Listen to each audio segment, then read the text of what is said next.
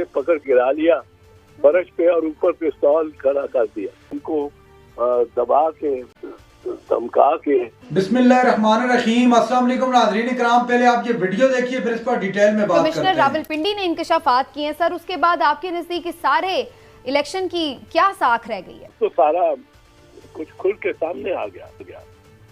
अब तो कोई कंफ्यूजन नहीं रहनी चाहिए किसी के ज़हन में।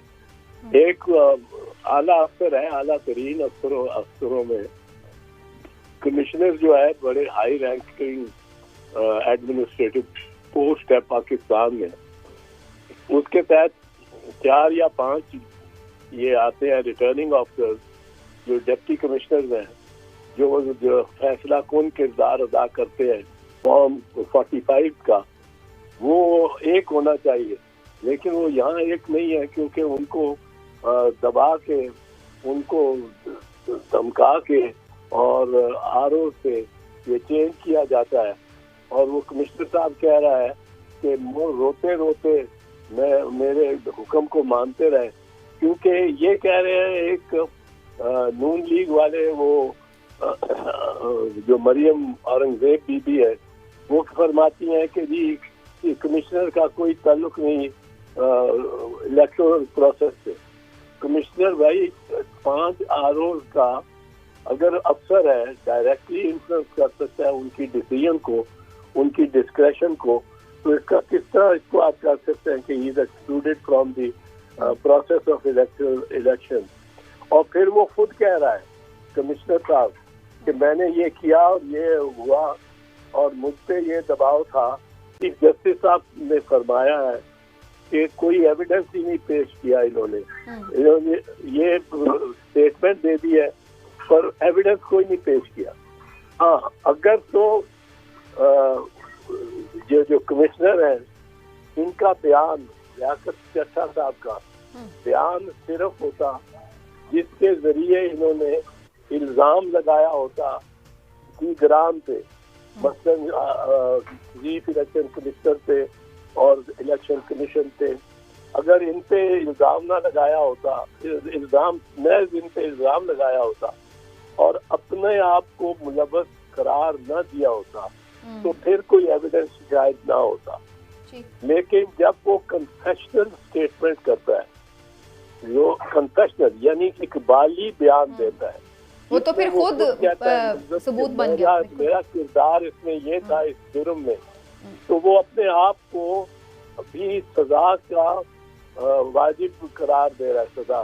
लियाकत अली चट्टा ने जो ये इकबाली बयान दिया, तो उसके बाद उन्होंने ये भी कहा कि जो मुझे फांसी दे दी जाए रावलपिंडी के चौक में। कानूनी तौर पे अगर उनके ये इतराफ है और इसको सच मान लिया जाए तो उनको क्या सजा मिलनी चाहिए कानूनी तौर पे? कानूनी तौर पे तो उसको रिजल्ट को कैंप बहुत कुछ हो सकता है, आर्टिकल 6 भी लग सकता है, क्योंकि आर्टिकल 6 क्या कहाँ अप्लाई करता है, इसको देखना चाहिए। आर्टिकल 6 हर उस शख्स पे अप्लाई करता है जो आईनी हुकूमत के बनाने में या आईनी हुकूमत को गैर आईनी एतबार से हटाने में। चीफ इलेक्शन कमिश्नर साहब ने भी इसको रद्द ही किया, उनके इल्जामात को। तो फिर उनकी इल्जामात की अब क्या मंतकी अंजाम क्या नजर आ रहा है आपको? उनका इल्जाम इतना ज्यादा पावरफुल है, उसकी इतनी ज्यादा सर्कमस्टांशियल करॉबोरेशन है, लोग उठाए गए हैं सबके सामने। ये तो इस पे एविडेंस बुलाना चाहिए ना, चीफ जस्टिस को मांगना चाहिए कि कहाँ कहाँ एविडेंस कौन कौन दे सकता है, एक दावत आम दें और बैठ के एक बेंच में, पर जिसमें चीफ जस्टिस साहब खुद वैसे उस बेंच का हिस्सा नहीं हो सकते असूली तौर पे, क्योंकि चीफ जस्टिस साहब पे तो उसने इल्जाम लगा दिया। बीबी शहीद को अक्टूबर में बीबी शहीद को हाई कोर्ट लाहौर ने तलब किया था एक रेफरेंस केस में, जो कि सदर इसहाक खान ने फाइल किया था बीबी के खिलाफ। तो बड़ा मजमा था, बहुत मजमा था वहाँ लाहौर हाई कोर्ट में, जिसमें एक बंदे ने मुझे टाई से, मैं आराम से जा रहा था, मेरी टाई से पकड़ के मुझे गिरा लिया फर्श पे और ऊपर पिस्तौल खड़ा कर दिया।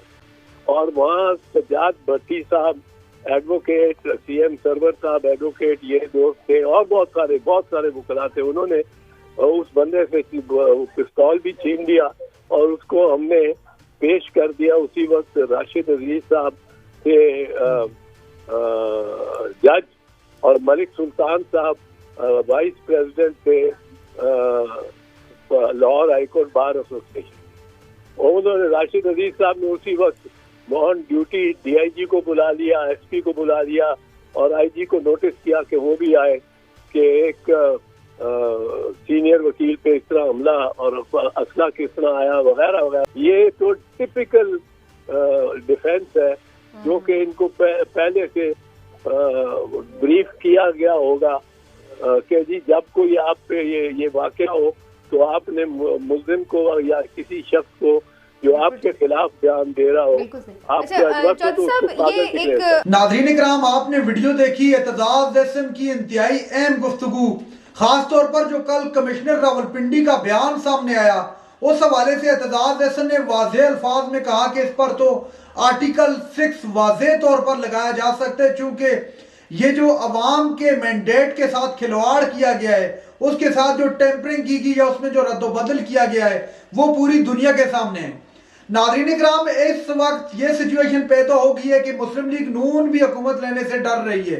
पाकिस्तान पीपल्स पार्टी भी इस वक्त फैसला कौन मरहले के दौराए में खड़ी है, वो फैसला नहीं कर पा रही कि कौन सी साइड पर जाएं और किसके साथ चलें, क्योंकि उनको पता है कि अगर मुस्लिम लीग नून के साथ शामिल हुए तो सियासत हमेशा हमेशा के लिए दफन हो जाएगी। नाज़रीन इकराम, एतजाज एहसन ने तमाम हकाइक से पर्दा उठाया, न सिर्फ पर्दा उठाया और बल्कि उन्होंने वाज़ेह अल्फाज में कहा कि अब तो वाज़ेह साबित हो चुका है, जो इलेक्शन कमिश्नर रावलपिंडी थे उनके बयान से ये साबित हो चुका है।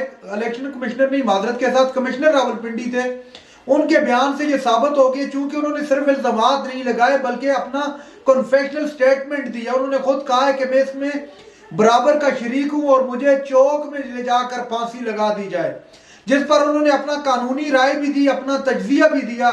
लेकिन जो अभी तक सूरत हाल है उसके मुताबिक इस वक्त मुस्लिम लीग नून, पाकिस्तान पीपल्स पार्टी, तमाम के तमाम लोग डरे हुए हैं। अब क्या मामला वहीं पर आकर पहुंचेगा? इमरान खान को ही वो बादशाह की पगड़ी पहनाई जाएगी, उनको ही वज़ीर आज़म बनाया जाएगा, चूंकि तज़ब्ज़ुब बहुत ज्यादा हो चुका है और कोई भी पार्टी इस वक्त खुलकर हुकूमत लेने के लिए तैयार नहीं दिखाई दे रही। डर रहा है हर कोई हुकूमत लेने से कि अगर हमने हुकूमत ली तो पता नहीं क्या हो जाएगा, क्या पता आगे जाकर क्या मामला। और सबसे बड़ी बात, मुल्क इस वक्त जिस कंडीशन में, जो इकोनॉमिक कंडीशन है मुल्क के साथ, इसके लिए जब नई हुकूमत आएगी तो IMF के पास जाना उसकी मजबूरी है।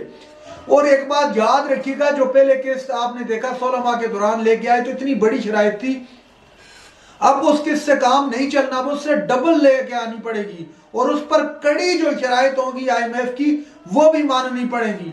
तो जो भी हुकूमत में आएगा अपनी सियासत को दफन करके आएगा। तो अभी पीपल्स पार्टी भी और नून भी बहुत ज्यादा मुश्किल में।